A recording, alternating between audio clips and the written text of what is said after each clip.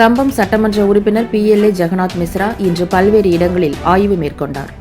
அதில் ஒரு கட்டமாக கூடலூர் நகராட்சி அரசு மருத்துவமனையில் ஆய்வு மேற்கொண்டார். இந்த ஆய்வின் போது தலைமை மருத்துவர் முருகன், சித்த மருத்துவர் சிராஜுதீன், கூடலூர் செல்வேந்திரன், LRS சுப்பிரமணி ஐயர் மற்றும் தாவேக நிர்வாகிகள் பலர் கலந்து கொண்டனர். ஆய்வு குறித்து பேசிய கம்பம் சட்டமன்ற உறுப்பினர் PLA ஜெகநாத் மிஸ்ரா, இந்த அரசு மருத்துவமனைக்கு தேவையான அடிப்படை வசதிகள் அனைத்தையும் துறை சார்ந்த அமைச்சர்கள் மூலமாக செய்து தருவதாக உறுதியளித்தார். நம்முடைய தேனி மாவட்டம் கூடலூர் அரசு மருத்துவமனையில் 1986ஆம் வருடம் வாங்கப்பட்ட எக்ஸ்ரே, மிக பழமையான எக்ஸ்ரே தற்போதும் செயல்படுது.